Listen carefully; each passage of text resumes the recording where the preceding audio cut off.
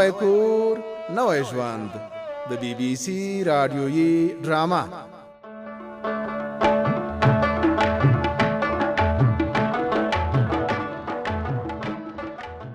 سید محمد خپل پټای خرڅ کړ او غوښتل یې چې د کلي شورا ته د غلا شویو سولارو یو څه تاوان ورکړي. خو ملا صاحب یې خبره ونه منله او ټینګار یې وکړ چې سید محمد به د لس له مخې کلیوالو ته سولار یو بټرۍ اخلي. اوس به بیا هم له ملا صاحب څخه واورو چې کلیوال یې د څه دپاره راټول کړي.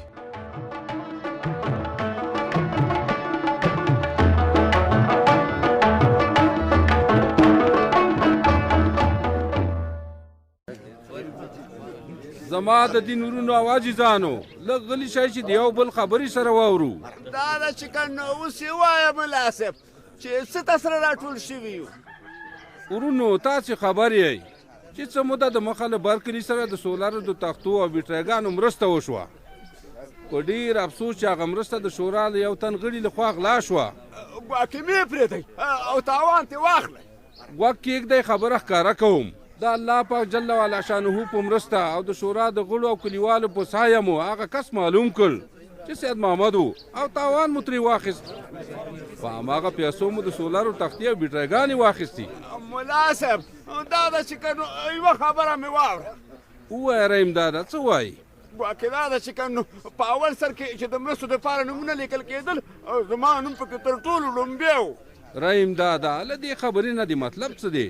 واقع مطلب مې دا دی چې زما برخه سورل رانه څوک وګرځوي او رایې نه کړي. زړه جمع لره داسې نه کېږي. هماغه پخوانی لیست د شورا په دفتر کې موجود دی. په ټولو مستحقو کسانو د سولارو تختې او هم بیټریګانې ویشل کېږي. واقع زه غریب نایي یم او اندېښنه مې وه کور دې ودان مناسب مهربانه چې د غریبانو غم در سره دی. ستا او د ټولو کلیوالو د کور ودان وي. او رښتیا یوه بله خبره مې له یاده ونه وځي. دا ده چې که نو مناسب نن موږ همدې خبرو اورېدلو ته راغلي یو. یوه خبره هم مه پرېږده. د دې نورونو عواجزانو نن ستاسو تر مخه اقرار کوم چې زما نه یوه تېروتنه او اشتباه شوې وه. ګواکې د څه شي تېروتنه؟ د کلي د شورا غړي سید محمد زه تېر ایستلم. زما د ښه زړتوب نه یې ګټه واخیسته. زما د ګوتې خاپې په هغو کاغذونو رانه واخیست چې د سولارو د مرستې کاغذونه وو. ګواکې هېڅ پروا نه کوي. خو نن تاسو ته ډاډ درکوم چې بیا به په چا اعتبار نه کوم چې خدای وکړه داسې کومه ستونزه پیدا شي. ملا صاحب مهربانه بیا هم ستا او د شورا د ټولو کسانو کورونه د آباد او تاسې د ښاد اوسئ. ګواکې دا ده چې که نو که تاسې زمونږ خبره نه وي اورېدلې اوس به سورلې له موږ نه واده شوې وې. یوه بله خبره هم واورئ. له دې ځایه چېرته مه ځئ. سولر یا بیټریګانې تیارې دي. همدا اوس یې ویش شروع کوو.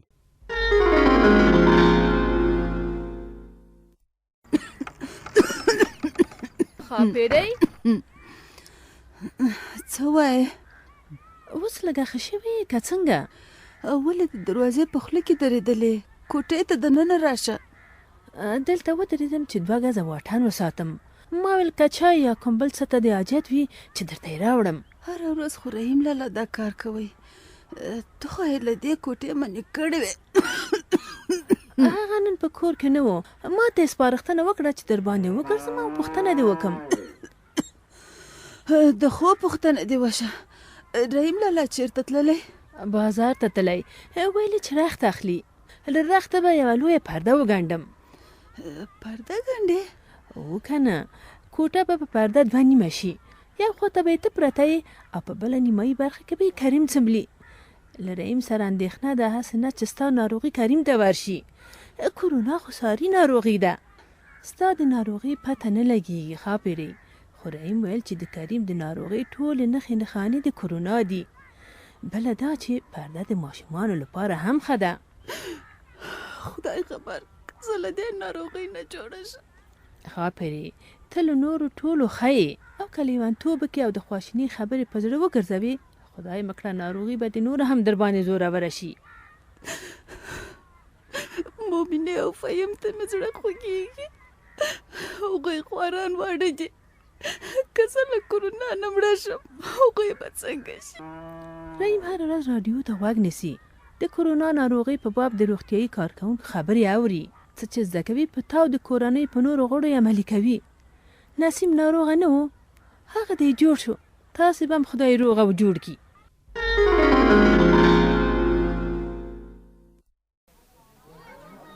شمسه او شمسه څه وایې؟ یو ځل دلته راشه. ښه ده درځم. لږ پس راتېر شه، لوی سړی ترې جوړ دی، اوس هم د ماشومانو خویونه کوي. سلام علیکم ملک صاحب. وعلیکم سلام. ما ته دې څه ویل ملک صاحب؟ لږ پس راتېر شه، لالباس چېرته دی؟ په کور کې مې پوښتنه وکړه خو ویلې چې نشته. هسې نه چې د ما نه یې ځان پټ کړی. ولې به ځان پټوي؟ هغه بازار ته تللی. لږ پس راتېر شه، پیسې پې ډېرې شوي دي چې وخت او ناوخت بازار ته ځي.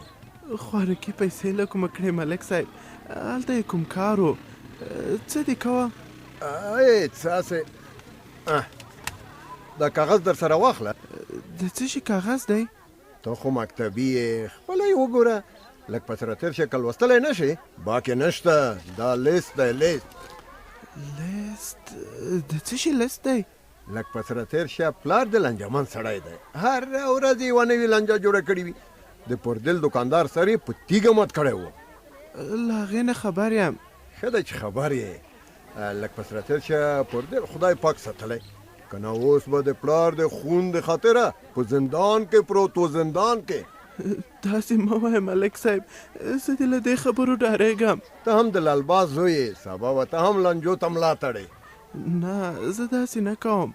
خیر، لږ پس راتېر شه، دا کاغذ د پلار ته ورکه او ورته ووایه چې د پردل د سر د ماتېدو تاوان پکې لیکل شوی دی. تاوان؟ د چا چې سر مات شي همداسې خو نه جوړېږي. لږ پس راتېر شه، دوا او درمل یې لګي، نورې خرچې یې هم کړي دي، د ډاکټرانو او روغتونونو فیسونه یې هم لنډ کړي دي. ښه ده ملک صاحب، زه مې پلار ته دا کاغذ ورکوم. خو ګوره، که پلار د دا تاوان لنډ نه کړي پردل په ولسوالۍ کې ورباندې عرض کوي. سرویان د ولایت د زندان تورو خونو ته ورسېږي، پوه شوې او که نه؟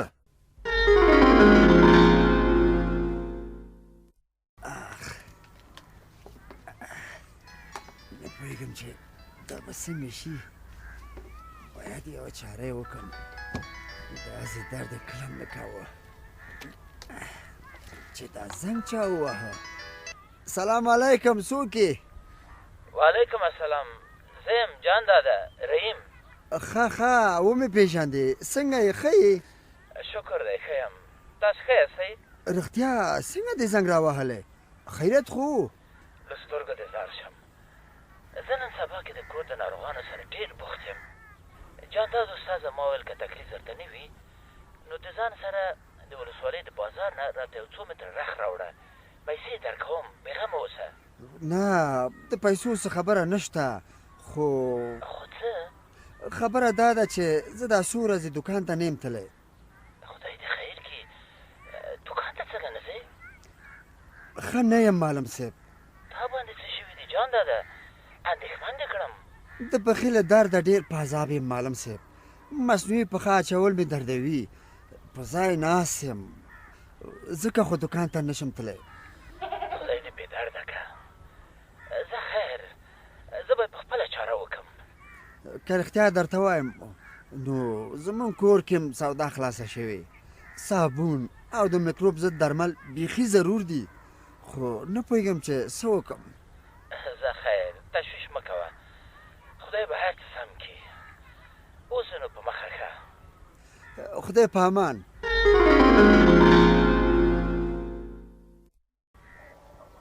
دواړه ستړي مه شئ، راځئ کوټه کې کښېنئ، زه به درته په منډه چای را تیاره کړم. خیر ویسې ترورې، چای ته ضرورت نشته، همدلته په چوتره به لمر ته کښېنو. ستا څنګه خوښه ده هله دادا؟ او دا ځای ناستې ته ښه دی غفاره، زما هم در سره خوښه ده. بس خوښه مو په خپله، هر ځای چې درته ښه ښکاري. خو رښتیا زه دې ته حیرانه شوم چې تاسې څنګه دواړه جوړه راغلی. یو ځای خو ځکه راغلو چې تا باندې زیری وکړو. د څه شي زیری غفاره؟ د سمیع الله او د احمد ترمنځ د شخړې خبره دی لکه چیره شوې ترورې. نه ولې به مې هېروي، که رښتیا ووایم ډېره ورته په اندېښنه یم. بس د هماغې شخړې د حل لپاره مې کوشش روان کړی دی. نو څه دې کړي؟ ته خو ماته ووایه. درته یې وایم ترورې، خبره داسې ده چې سرور خان ګواښېده چې له سمیع الله نه د احمد انتقام واخلي. رښتیا؟ او ښه شو چې غفار یې مخه نیولې. ډېر په سختۍ مې راضي که چې له غچ اخیستلو تیر شي. دا خو دې ډېر ښه کار کړی غفار او وراره، لکه چې زما په خبره دې عمل کړی او خیرخوا ځوانان دې را پیدا کړي غفاره. هو په خبره مې عمل کړی. الله داد او څو نور ځوانان مې ځان سره ملګري کړل چې دا لانجه حل کړو. ځکه خو مې د سرور خان مخه ونیوه. خدای مې د غاړه نه بندوي، بیخي دروغ مې ورته وویل. څنګه دروغ؟ هغه ته مې وویل چې سمیع الله به ډېر ژر بخښنې غوښتلو لپاره احمد ته راشي او په همدې مې د هغه غوسه سړه کړه. د خیر کار دې کړی، که د جنګ جګړې مخه نیسې لوی ثواب به وګټې. خو څه؟ اوس باید سمیع الله راضي کوي چې له احمده بخښنې غوښتو ته ورشي، ګنې سرور خان به بیا راوپارېږي. ته ترې خلاص اوسه ترورې، موږ به یې راضي کړو چې همداسې وکړي. خدای مو کامیاب لره، زه هم در سره یم. هر وخت چې ورتلی ما ته مو ووایئ.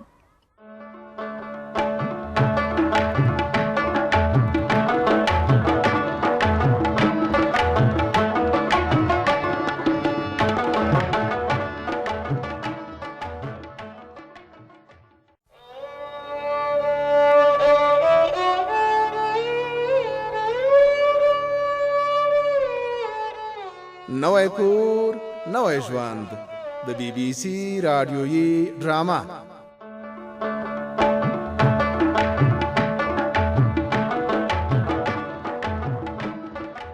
ښاپیرۍ ناروغه وه او ډېره وارخطا وه چې ناروغي یې لا پسې زیاته نه شي. عاطفې ډاډ ورکړ چې که اندېښنه ونه کړي او د ډاکټرانو خبرې ومني ډېر ژر به له ناروغۍ ښه شي. له بلې خوا معلم رحیم د ولسوالۍ بازار ته راغلی او پردل د کریم له ناروغۍ څخه خبروي. راځئ واورو چې پردل څه وایي.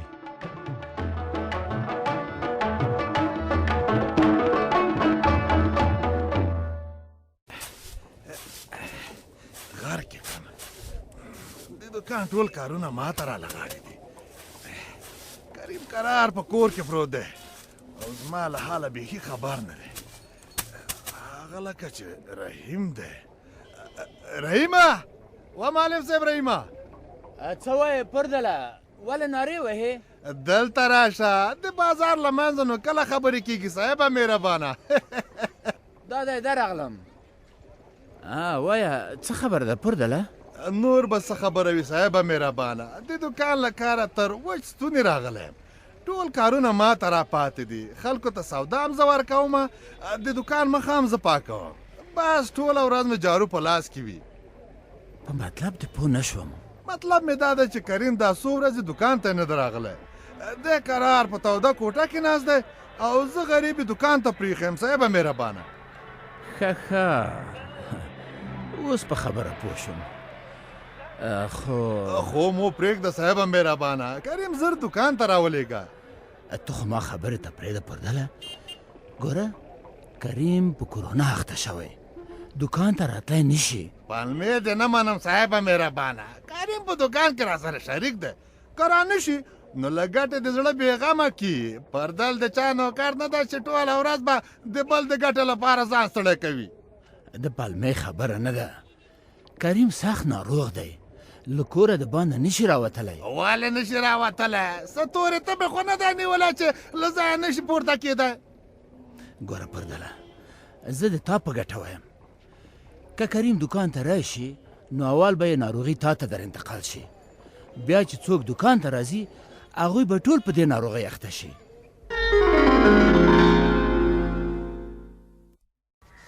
ملک صاحب پردل دا لیست د څه لپاره درکړی دی؟ ولې ورخطا یې لال بازه؟ لږ په سرطب چې ما وایي چې د دې لیست په لیدو به خوشحاله شي. خو تا ته چې ګورم په تندي کې د 14 بجې ښکاري. ولې به نه یم خفه؟ دا لیست به مې ملا راماته کي. بیخي ډېر شیانې پکې لیکلي دي و ملک صاحب. شکر وباسه شکر. که زما ذری نه وای نو پردل په دې هم قناعت نه کوو. نور به نو لا څه کول؟ ظلم او بېانصافي هم اندازه لري. که بېانصافي بولې که بل څه، خو پردل مې ډېر په سختۍ قانع که. کني زړه یې و چې عریضه در باندې وکړي. ما ته خپل وکیل وټاکلی و ملک صاحب چې په انصاف سره ترمنځ جوړه وکړي، خو تا بیخي ډېر شیان را باندې ایښي دي. لږ پس راتېر شه، ما خو درته وویل چې پر دې ډېر په غوسه و. که مې قانع کړی نه وای نو ته به یې تر زندان پورې رسولی وای. نو زندان ته به مې ولې بیایي؟ سمړی خو مې نه دی کړی. پر دې ویل چې سر یې ډېر مات شوی او جوړېده به یې ډېر وخت ونیسي. پر دل دروغ وای و ملک صاحب، سر یې دومره هم ډېر نه دی مات چې خبره تر ولایت محکمې پورې ورسیږي. هسې پوسته کې وینې شوی و، اوس پلمه په لاس ورغلی او په ما دعوې کوي. ګوره لالبازه، د خپل ځان په خاطر د پر دل لست ومنه. لږ پس راتېر شه، په دې کې د خیر دی خیر. خو که یې ونه منم نو څه به را باندې وکړي؟ لږ پس راتېر شه، ما خو خپلې غاړې در باندې خلاصې کړې، خو دومره درته وایم که یې ونه منې ډېر به دې وځورئ، پوه شوې که نه؟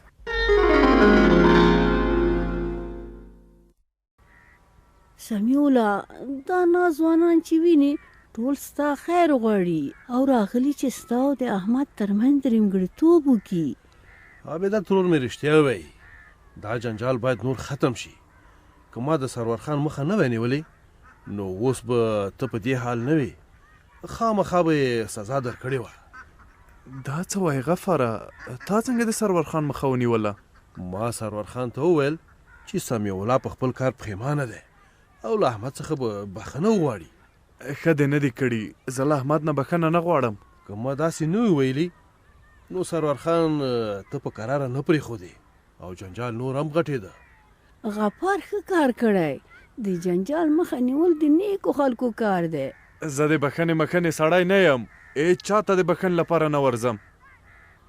زویا، په بخښنه عذر غوښتلو څوک بد نه ښکاري. هغه دې نه دي اورېدلي چې بخښنه د مېړنیو کار دی.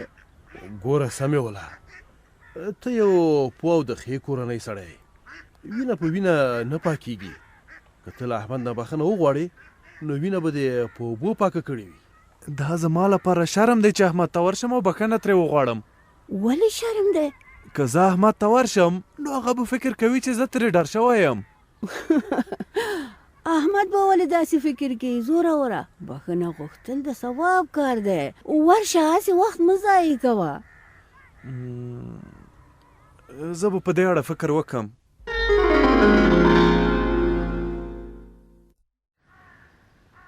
معلم صاحب رحیمه؟ جمال خانه، صبر چې دا کڅوړه په ځمکې کېدم.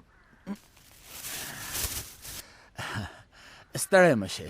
ته ستړی مه شې، لاس دې راکړه زوروره. جمال خان وروره، معافي راته وکړه، لاس نه درکوم.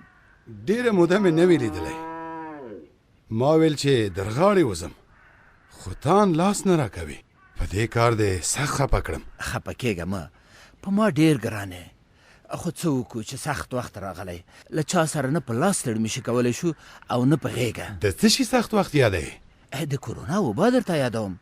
ډېره سخته ناروغي ده، په دې ورځو کې بیخي زیاته شوې ده. که سخته وه او که سخته نه وه، مونږ یې څه کوو؟ دا دی زه روغ جوړ ګرځم، نه وبا را سره کار لري او نه بل څه. داسې مه وایه جمال خانه، د کورونا ناروغي ساري ده. معنا دا چې که یو کس په دې ناروغۍ اخته وي نورو روغو کسانو ته هم ورځي. خدای دې موږ ته وساتي. آمین. که یو بل سره په لاس روغبړ وکړو او یا هم یو بل ته غاړې وځو، کېږي چې په دې ناروغۍ اخته شو. ته معلمې، کتابونه دې لوستلي دي، په هر څه پوهېږې. خدای مه کړه د ما په دې کار خفه شوی نه یې چې لاس مې در نه کړ. نه خفه کېږم، نه، لا پې خوشحاله شوم ځکه چې زه ترې خبر نه وم. خوشو چې په دې خبر کم. په راډیوګانو او اخبارونو کې هره ورځ هم دا خبرې وي چې خلک څنګه له دې سختې وبا نه ځان وساتي. ته ښه وایې، رښتیا دې کڅوړه کې دې څه شی دي او چېرته روان وې؟ د جانداد درځي کور ته ځم، لږ صابون او نور ځینې ضروري شیان مې ورته اخیستي. د هغې خوارکي هغه پښه چې قطه ده بیا ژوبله شوې. په کورونا د اخته کېدو له ویرې بازار ته نشي تللی. د کور سودا او خوراکي توکي څوک ورته راوړي؟ هغه کار مې د ثمرګل په غاړه اچولی. ثمرګل خو د جانداد د ماما زوی دی او ښه هم کېږي. په هغه مې ټینګار وکړه چې هره ورځ به د جانداد خبر اخلي او که هر څه لګي د بازار یې ورته راوړي.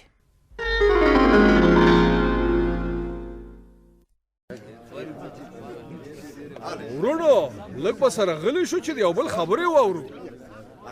سرور ښه وایي. ملا صاحب نن د څه شي دپاره سر راټول شوي؟ د لوی خدای جل وعلا شانه په پاکه نامه. ورونو او عزیزانو، تاسې په خپله شاهد یاست چې په دې وروستیو کې کلیوالو اعتراضونه درلودل. اوان د شورا د دفتر مخې ته سر راټول شوي وو. له دې نه خبر یو، خو د هغوی ګوتنیونه په څه پورې وه؟ کلیوالو دا اعتراض درلود چې ولې سید محمد د کلي د شورا غړی دی. سید محمد ته خو همدې کلیوالو رایه اچولې وه. سروره ستا خبره منم، خو اوس د کلیوالو فکر بدل شوی دی. دا ډیره د خوښۍ خبره ده. کلیوالو آخر هغه کس وپېژاند چې د دوی په رایو د شورا غړی شو، خو د دوی په حق تیری وکړه. ته ښه وایې سرور خانه، د خبرې واقعیت همداسې دی لکه تا چې وویل. په سید محمد دا ثابته شوه چې غلا یې کړې ده. د کلیوالو سره د سولرو تختو او بټریګانو مرسته یې غلا کړې وه. که کلیوالو ورته تکړه شوي نه وای، دا هر څه په بډه وهلي وو. زه یې منم، همداسې ده لکه تا چې وویل. الحمدلله د پاک الله په مهربانۍ او د هغه پاک ذات د بېپایه لطف او کرم له مخې غل معلوم شو چې سید محمد و او د غلا تاوان ترې واخیستل شو. خو اوس کلیوال دا تقاضا لري چې سید محمد د نور د کلي د شورا غړی هم نه وي. کلیوال حق خبره کوي. زه وایم چې سید محمد ځان وشرماوه، د خپل واک نه یې ناوړه ګټه پورته کړه او باید له دې ځایه لرې شي. سروره خو یوه د خوښۍ خبره ده. د څه شي خبره چې موږ ترې خبر نه یو؟ تاسې هم ترې خبرې. هغه دا چې د سولرو تختو او بټریګانو د ویشلو کار په کامیابۍ سر ته ورسېد. په رښتیا چې دا د خوښۍ خبره ده. وروسته تر دې د هغو خوارو کلیوالو کورونه به چې شپه به یې په تپه تیاره کې تېروله په سولري برېښنا روښانه وي. دې کار ته موږ ټول ډېر خوشحاله یو.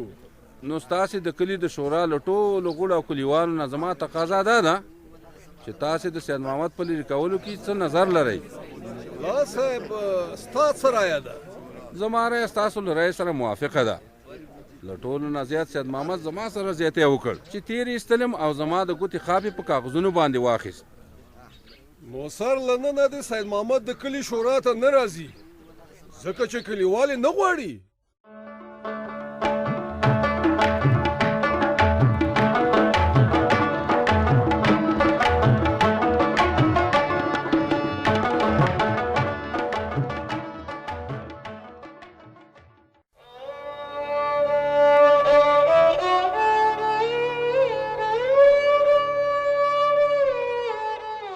نوی کور نوی ژوند د BBC رادیویي ډرامه.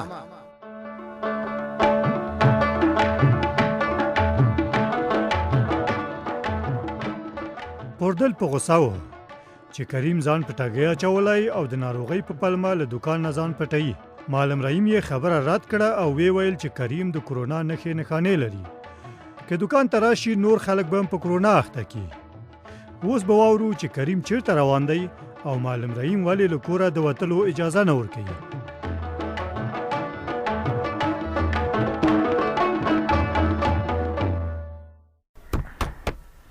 وایم داسې کار درته وکړم چې خلک هم وایي آفرین.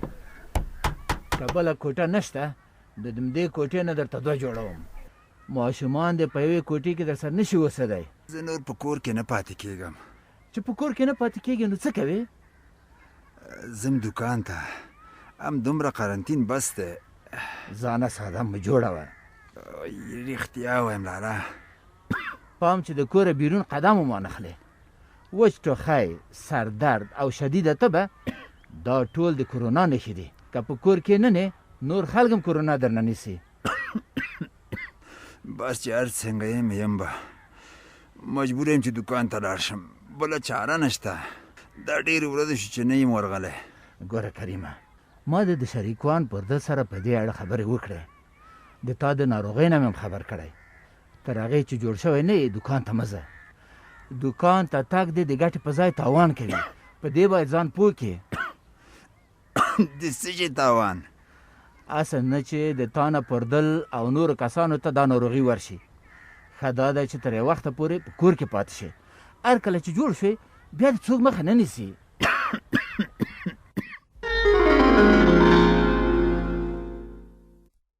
رحیم دادا ورحیم دادا صبر وکړه چېرته داسې په بیړه روانې ګواکې ولاړ یم سید محمده دادا چې که نو وایه څه وایې السلام علیکم وعلیکم سلام ستړی مه شي عمر دې ډېر شه رحیم دادا چېرته ځې دادا چې که نو د غفار دکان ته ځم د غفار دکان ته ځې هلته څه کوې د هغه سره مې لږ کار دی د کور سودا دې خلاصه ده که څنګه چې د غفار دکان ته روانې دادا چې که نو کلیوالي شورا راته بیټرۍ او سورل تخته راکړې اوس نه پوهېږم چې څنګه یې ولګوم زم چې له غفاره مرسته وغواړم او چل تې زده کړم ښه سمه ده ما ویل که سودا پسې ځې ګواکې سید محمده ډېر خفه معلومېږي خیرت خو به وي څه در باندې شوي یاره رحیم دادا خیر له کومه شو فکر مې ډېر خراب دی فکر دې څنګه خراب دی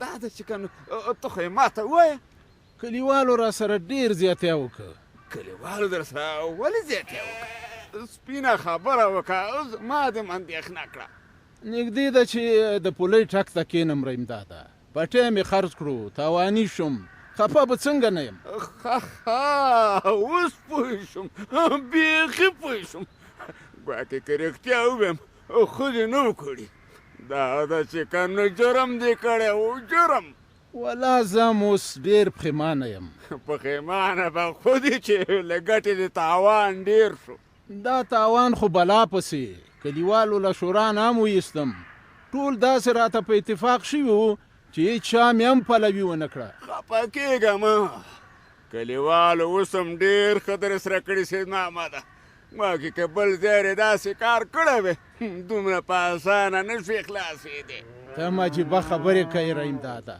یو دا پاتې و چې په دار مې وزړوي ته بیا وایې چې ښه یې در سره کړي دي ګواکې دا ده چې که نو ته یې لکه ښه نه منې نه نه د څه شي ښه یې را سره کړي دي ښه یې در سره دا کړي چې ګواکې زندان ته یې نه یې لېږلی شکر وباسه شکر چې اوس هم آزاد ګرځي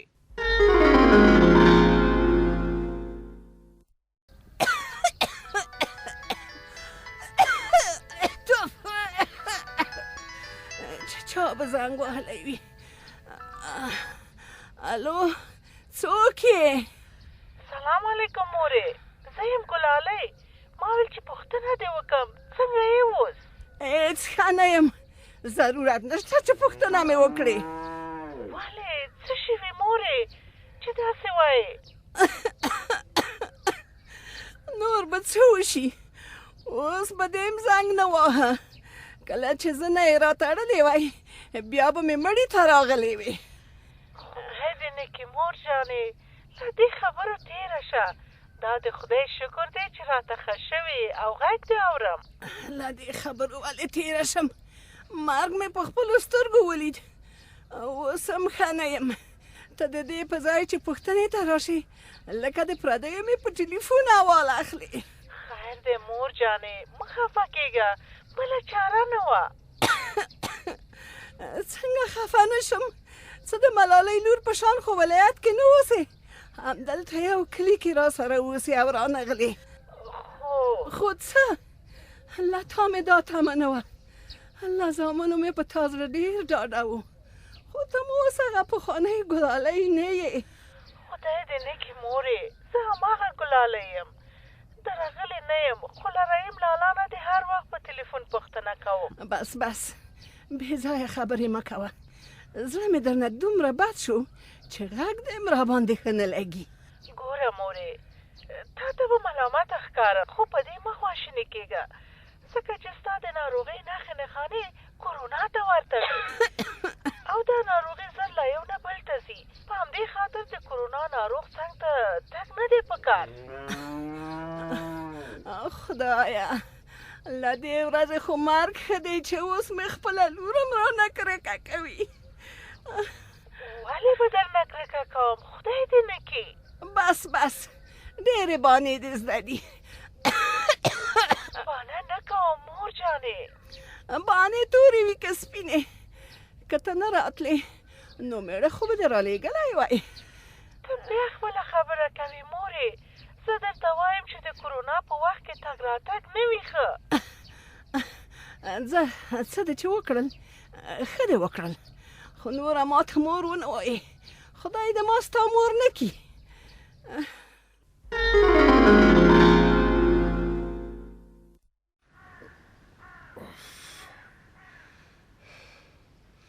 دې پاڼ خو ستړی کړم ملا مې ورسره وچه شوه زه خیر دا مې زیاتي تر کلي پورې رارسولی ده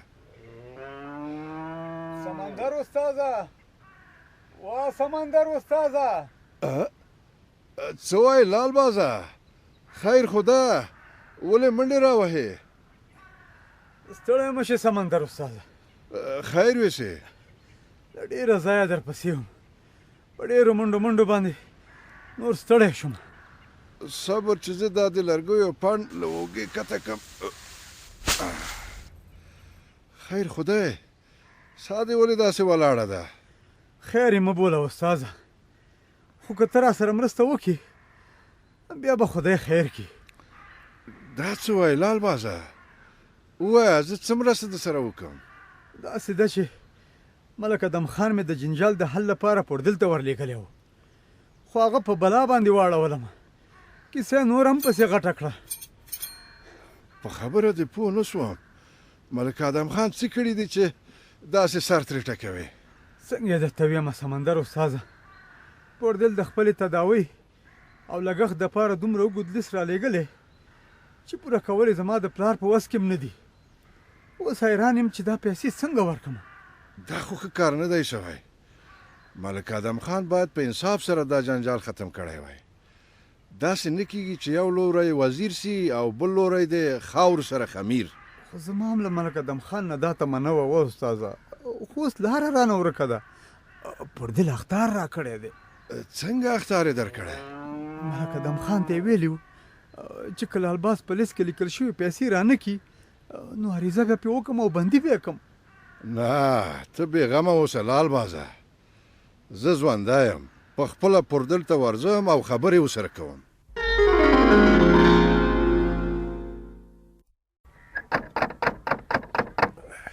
څوک یې غفار یم احمده دروازه خلاصه که دا دی دا راغلم اوهو ستړی مه شې غفاره په خیر راغلی خیر ویسې ته ستړی مه شې احمده راځه چې دیرې ته لاړ شو چای به وڅښو تر چای دې قربان شم احمده که رښتیا درته وایم یوې خبرې ته راغلی یم که ویې منې نو داسې وبوله چې هم به دې چای راکړی وي هم ډوډۍ دا څنګه خبره ده وایم چې ته دومره پې خوشحالېږې نو ویې وایه ولې به یې نه منم چې داسې ده نو لنډه به یې درته وایم زه ستا او سمیع الله ترمنځ د جنجال ختمولو ته راغلی یم تر دې کیسو تیر شه احمده له ډېرو جنګونو نه څه نه جوړېږي یاره کاشکې دې دا خبره نه وای کړې د سمیع الله نوم بل وارې زما تر مخه مه اخله خو اول دې ژمنه وکړه چې خبره به مې منې اوس به له خپلې خبر نه تېرېږي احمده د کور له مخې مې خفه مه لېږه نو زه څه خبر وم چې ته به دا خبره کوې غفاره که له سمیع الله سره جوړه وکم نو دا فکر به کوي چې زه ترې ډار شوی یم په دې کیسو پسې مه ګرځه کینې ته په زړه کې ځای مه ورکوه عابدې ترور ویل چې که څوک په زړه کې کینه وساتي نو تر ټولو اول به دی ترې ځورېږي یاره غفاره سمیع الله له ما سره ډېر ظلم کړی د سر ټپونه مې لا تر اوسه نه دي جوړ شوي تېرې هېر که بخښنه او سوله کول د نیکو خلکو کار دی